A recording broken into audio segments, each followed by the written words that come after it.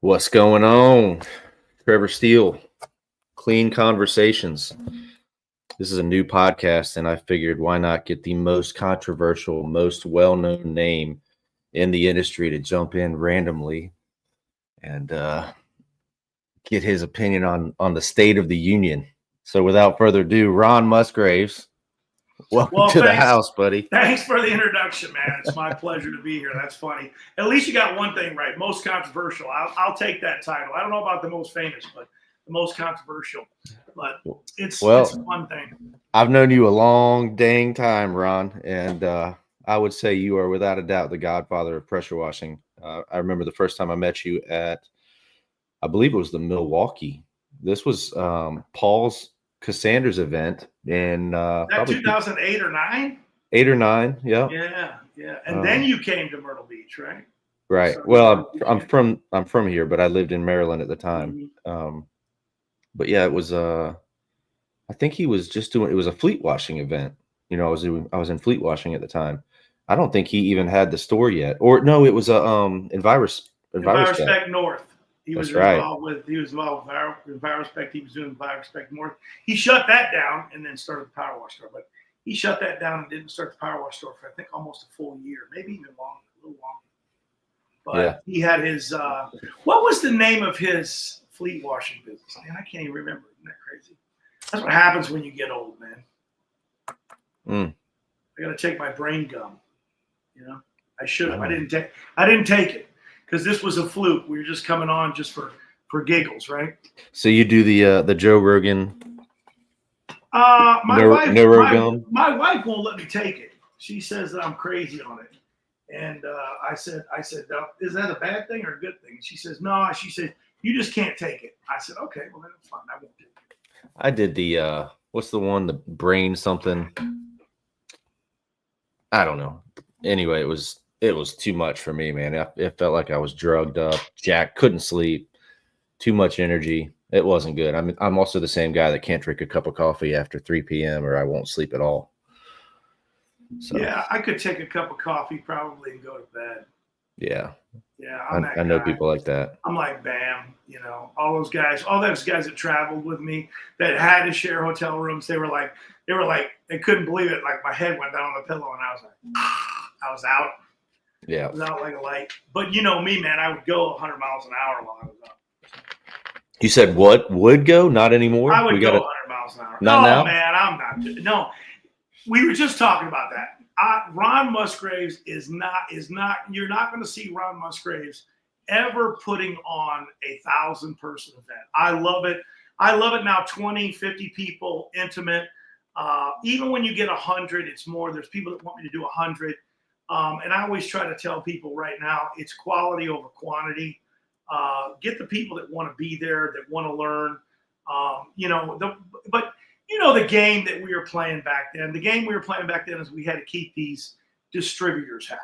You know. Yeah, for sure. And I got that, and I understood that probably better than anybody in the industry, and I brought the money in. And no more. I'm not doing that anymore. Ron Musgraves isn't for sale in that context anymore. In that context. I don't need that. But while you're talking about it, make sure you get to the CETA event in September. No, I'm just kidding. Yeah, you've got nothing but logos behind you, but but no, you know, and these have you seen these things now? They were a piece of junk, okay, years ago, but they have got full. I mean, I think I don't know what size diesels they are, but these are diesel. These things are power. These things can power big trucks now, and they just have these little itty bitty vehicles, and they're running a PTO system off of them. I think that was their problem before. They didn't have enough power, and now they got all kinds of. These are Cummins diesels. They got all kinds of power now. That shop was incredible. I watched your live video for a few minutes, man. Yeah. What a dream shop. Oh, those $800,000 vehicles. Isn't that crazy? $1 million pressure washers. Who would have ever? That's what people don't get about this industry. We think that because you call yourself the condo king, or you you've got a few contracts. You think that you like how I dropped that in there? You're balling, man. Yeah, you think that you're somehow making an impact on the industry. This is a huge industry. We just don't realize it. Yeah, and not everybody's what accounted for. I don't believe that. And I'll tell you right now, man, California is bigger than anybody thinks with this industry. And there's so many guys out there. I think that there's more contract cleaners in California. The thing that we don't understand is like California and everything. Oh, there we go. I thought could be you for a little bit, man. I think the things we don't understand about California is like California, and people don't want to hear this, they were ahead of the game. They're ahead of the game on most things. They were 25 years ahead of the pressure washing game. And there was people out there doing pressure washing in homes and in businesses long time ago. And this is just, on the East Coast and stuff like that, it's only a 20-year-old game for the commercial world doing exterior cleaning. It's not even that old. Yeah. Everybody says, "Oh, they're packed with them." Florida might be packed with a lot of hacks. Guys working out of their trunks with Home Depot washers. But I'm telling you, if you take a ride out to California, you see serious companies. They're already on PTO systems. Did you see the picture of Jeremy's? I mean, it's pretty slick. He's running three drives off of it. I don't know what he's running in the back of that pickup truck, but obviously the pressure washer, potentially an additional generator. But most of these guys, don't even realize this. And I don't want to quote this before I want to use AI. Trucks from 2017 on now are on board 3,500 minimum, 3,500 watt generators are on board on these things. And so you don't even need that Honda generator anymore. Your truck's a power plant, Yeah, I had a long conversation with Jeremy about that, but I have not seen the update since, I don't know, 4 months ago, 5 months ago. What's up, Barry? Barry, what's going on, man? I definitely need to look that up and ask him about it, because from what I could hear, that was some revolutionary stuff he was working on. That's the future. It's the future of the industry. It'll be. It was. What I don't understand is why more carpet cleaners haven't done it, and I think. Yeah. I think what the reality on that is that the way that industry is, I think that was kept from the manufacturing side. They all want to be their own guys, so they, and PTO wasn't so let's say standard in all trucks where they're making it now. It's a standard thing. The generator on board standard. I mean, this is the future. Everybody's going to be building one. And if they don't, I don't think they're going to keep up. And then we have, I don't know about you guys, but most of the places here in Phoenix, if you were to walk into a lawnmower shop that you walked into 5 years ago, these mowers are all electric now. The weed eaters are all electric. And they're good. They're good. Yes, they are. Yes, they are. I mean, there's no reason to buy, if you ever take care of your own lawn or even do lawn maintenance, man, running a weed eater is not fun. Man, I am thankful that I do not get woke up anymore at 6 a.m. with that weed eater near my door or near my window. I mean, it just doesn't happen anymore. And basically the RFPs here for Homeowner Association and Community Management, they're not allowed to use gas-operated equipment. I mean, that's just how it is. And people don't realize it'll affect our industry. Whether the state says you can't run a small engine or the county or wherever it is, it's not going to matter because it'll be in the RFP. It's going to be in the CC&R soon. I mean, they're going to say you can't bring gas-powered equipment here any day, any day. I agree. So how long before the drones actually become viable? Because I have my opinions about that. The drone cleaning is just not quite there, but it's getting closer and closer every day. What do you think about that? I don't know, man. I think that the first bad accident is going to be a huge setback. That's my problem. And I mean, I've heard, and I don't know what the real deal is on this, but I've heard about the insurance issues that they've had and the problems when they find out, hey, we're spraying, a herbicide, on a 25 stories up on a building, over the public, over the wind. public. Yeah. I mean, I mean, it's just to me, and I'm not trying to be, I'm not trying to be Karen. Because I'd like to see it. I thought it was pretty innovative. I saw a lot of the autonomous surface cleaners at the CETA show 2 years ago. You don't like it? Nah, it's not there yet. I mean, no. if you're a commercial property owner, and I mean like huge commercials, maybe eventually it'll benefit you. But man, this is what I think. AI, number one, AI is going to start sucking up all the decision makers, the people that work with their brain. They're going to start losing their jobs. We all know that. There's no question about it. So where are they going to go? They're going to go to working with their hands. That's the first one I've heard, because working with your hands is going to be cheaper. We said lower level guys are going to lose their job. You're over there. They're getting rid of all the smart people. They're going. No, I truly stand by that. I truly stand by that. Doctors are in trouble. Lawyers are in trouble. Architects are in trouble. Anybody that uses their brain for a living full time, they're not going to be obsolete, but they're definitely going to feel it. And so what's going to happen is the service industry is going to feel a giant influx. Why do you think private equity is dumping so much money into our industries, into the service and the trades? It's because of this shift that's occurring. And so when that happens, all of a sudden the cost of hiring labor, that's going to shift into the brand's favor. Whoever has the brand is going to have the power and be able to hire people to do that job that's autonomous. It's not going to be required. If they don't tell me you have to have an autonomous rig, I'm going to be able to put 3 guys on it and spend less money and know it'll be handled. I don't know. I think it's going to be a long time before we start seeing. No, I don't think it's autonomy. Going to go away. You're gonna, somebody's going to have to take even the robot. They're going to have to drive them there, even though there's not a vehicle. I mean, even if it's an autonomous truck, somebody's still going to have to drive the robot there and set him up. I mean, yeah, and tell him what to do. I mean, it's. But I do feel like the drone technology, it could be used well in window cleaning. But if you're spraying sodium hypochlorite out of a $25,000+ mechanical metal machine, you're spraying. Sodium hypochlorite. I believe it was Unger, and this was the Wynn in Las Vegas. I believe it was the first one to have a robot clean their windows. That was back in 2008. Whoa. 2008, and they had the first and last time they did it, going up and down. No, they had that to this day, and they've actually upgraded it, and it's even gotten better. And because when I went to Vegas, I wanted to see this thing, and I wanted to know, hey, is this? Because the funniest thing is, I saw that in it was Charleston. It was at a Charleston show, and they had it there, and they were just introducing it, and they just put it on the Wynn, because at the time the Wynn had just been built. Steve Wynn just built the Wynn in Las Vegas, which he don't own anymore, but. And the next time I went to Vegas, I would go, man, I want to drive by that. I want to see that thing.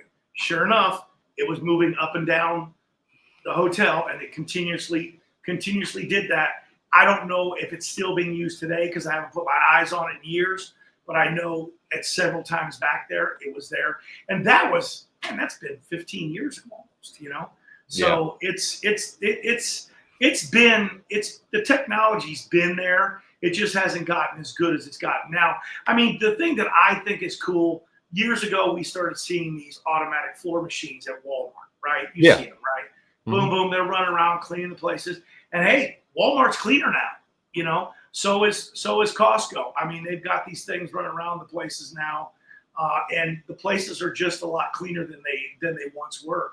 And I said this back then, polished concrete is becoming more popular, even exterior of retail now.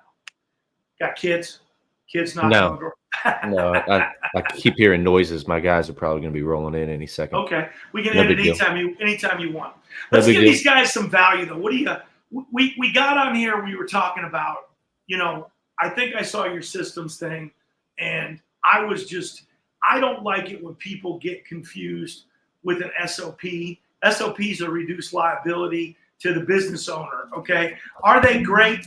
Because we have the one employee out of 100 that will read it from cover to cover, and they'll actually retain something. And I guess that's a guy that might be put in a leadership role. Okay, maybe that's how you identify somebody that might want to be in a leadership role. But if they read that. But we all know that most of them don't read that. And pull out your one page. I said this before you showed it to me. I said every system will be one page. I gave you an example. A system isn't a system without accountability. You said you had another cute phrase. What was it? A system isn't a system. Well, a system has to be coached or it won't survive. Coached. Okay, yeah, exactly.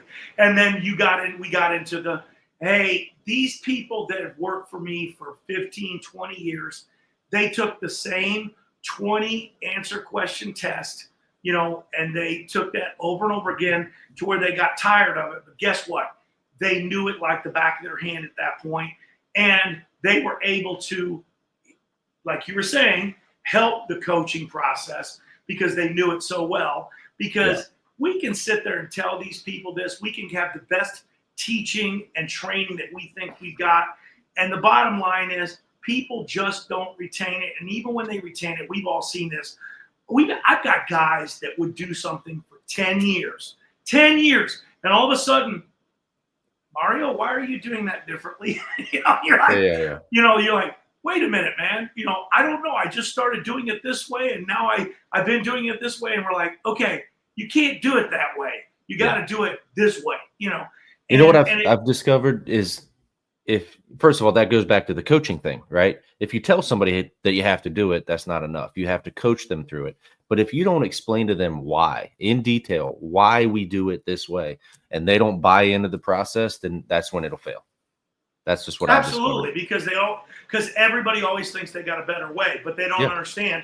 They want the shortcut. Here's another one for you. Okay, so you got somebody doing your AR, right, and you're receiving invoices, and if you're doing commercial, the remittance thing, there's multiple invoices on remittance, right? Multiple.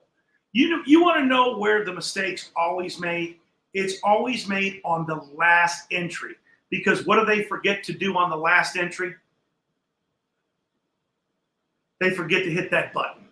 It's always the last entry. And you could go back to that days of accounting, and you can sure as bet if a customer calls and says, well, we paid that invoice, we'd always go, hey, go back, unwrap that. It's the last entry. We know it is.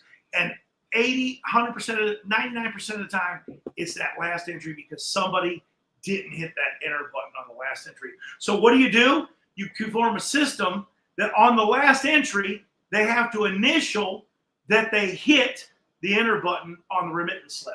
And guess what? It happens less. It happens less. Yeah. So this is what I say all the time. I love systems. I'm a systems nut job.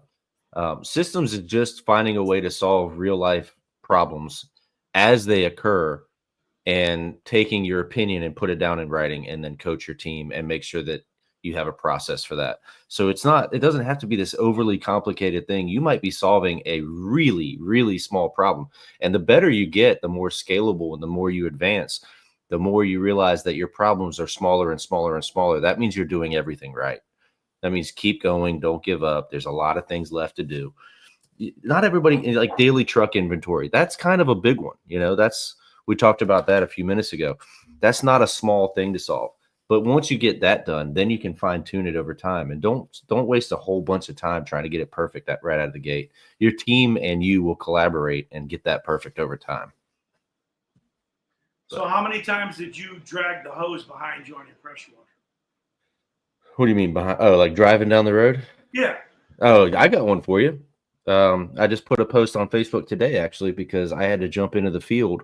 I'm the worst at following my own systems, for the record. Nobody coaches the coach, right? So it's you got to be honest about it. Nobody's following up with me to make sure I do my job. So I had to jump in the field yesterday after coming back from the lake with my family because one of my guys had to call out, and we had to get the job done. So I just got home, threw my clothes on, jumped in the truck. Anyway, on the way home, somehow the surface cleaner wasn't secured correctly, and it's gone. I no idea where this $2,000 surface cleaner is. It's on the highway somewhere. Is your name on it? No. Can you believe that? Okay, perfect example. I Perfect quit putting example. names. I quit putting names on the ladders to reduce my liability. That's smart. That's smart. But that's a perfect example of what a system is to me. Okay, there's a problem. You didn't follow your own system. The surface cleaner fell out. Okay, what's the next thing you can do? Okay, put a sticker with your contact number on every single surface cleaner. That's a simple system. If you see a surface cleaner that doesn't have a sticker on it, throw a sticker on it. And we leave them off pump-up sprayers too. Right, exactly. Yeah, so that's what a system is. And if you're solving small problems, like I said, then you're doing a lot of things right. Yeah. That's what it is. And we use that example of the one everybody knows. They've gone in the bathroom a million times. They see the employee that signs off at quarter after the hour that they check the bathroom. We all know that if there's not a manager that comes in 15 minutes later, 30 after the hour, checking on the employee, that is not a system. It's broke because we know that they won't follow it. They go in there, they lay eyes on a dirty toilet, and they do nothing, and they sign it and walk back out. That's exactly right. Yeah. And you said accountability, right? So accountability it has to be in the system. And we use this by photos, right? Most of our stuff is here's a before picture, here's an after picture. If those pictures aren't right, then, and our systems follow before. We want a money shot. We call it a money shot photo, which means we want an in between the wash. Okay, so we know that they put the soap or the detergent on the substrate, and now we want the after picture. Yep. So we went one step further with that because sometimes if a house is clean, before and after pictures, when you're doing maintenance, they can look the same, and you don't want to get this guy going out there and going, click, there's my before, click, there's my after. I'm going to go over here and take a nap and drink a soda and log in a bunch of hours, and then I'm going to leave. Yeah, so we incentivize any social media pick any pick that you provide that we can use for social media, we incentivize in daily bonuses. Nice. And that's a great way to get lots of content and to build that up over time. But another thing about accountability is accountability in 99% of businesses is from the top down. It's never from the bottom up. The guys on the bottom aren't keeping the guys on top accountable. So we've implemented performance pay, which, that's a whole nother conversation. But that now makes it come up from the bottom up because they're looking at the price and they're saying, hey, dude, this doesn't look right. Like they didn't care if I underpriced a job before, but they care now. That's their check. So they're coming straight to the top, and I'm going straight to my coordinator, and I'm going straight to my team saying, hey, what happened here? Why is this one? It looks like it's off by $140. Well, this goes back now. Now let's just jump to the sales, and these guys go, well, we're just going to pay a guy commission. Well, you know what? I'll sell for you all day on commission, but I will price all those jobs to sell. That's right. Because they don't care. They don't care. But when my lead techs and my field techs are coming to me daily saying, hey, salesman number 3 is constantly underbidding because they know the pricing, because they carry it everywhere they go. Yeah. My whole team knows how we price things. So they do add-ons, they do sales. Everything is a system, right? And it's from the bottom up, accountability from both sides. There's so many things to cover, man. We could cover tons and tons of stuff. Well, let's wrap it up. Let's tell them what we're doing. We're doing a more formal podcast. I'm going to rip Ron apart. I'm going to break him down like a little baby. He's going to be crying. Let's challenge the audience right now. Bring us the questions, man. He's going to be crying, telling us about his childhood and how he got here. And you're going to see a side of Ron that you didn't know existed. That's my goal. I'm going to break him down. Well, hey, man, I appreciate you having me on, man. And like I said, great family just got off vacation. I saw that's awesome stuff, man. Always, they're never long enough, are they? Man, you need a vacation. I think they are. Yeah, I'm the other guy. I love being in the office. I love going back to work, honestly. But I do love my time with my family. I'm not one of those guys that needs a vacation from my life.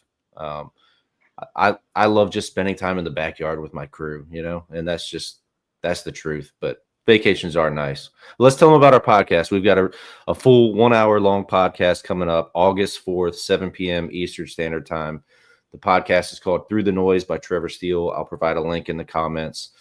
Like I said, we're going to dive in, but what we talk about in that podcast is kind of, who you are to the core, how you build your brand, what your morals and what your character is. And we really get into the deep stuff. And I think Ron, being controversial as he is, I think he's misunderstood. I think he's a big old teddy bear.